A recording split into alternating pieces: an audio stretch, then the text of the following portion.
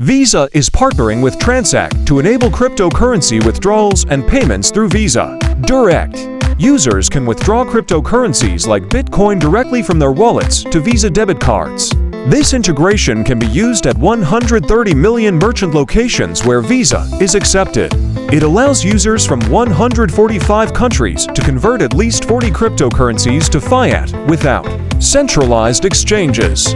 Supported countries include Cyprus, Malta, Singapore, Turkey, Portugal, and the United Arab Emirates. The partnership enhances mainstream acceptance and utilization of cryptocurrencies.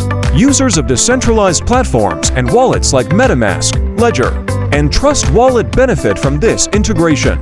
Visa has been actively exploring cryptocurrency use cases, including Transact ensures compliance with Know Your Customer and anti-money laundering regulations.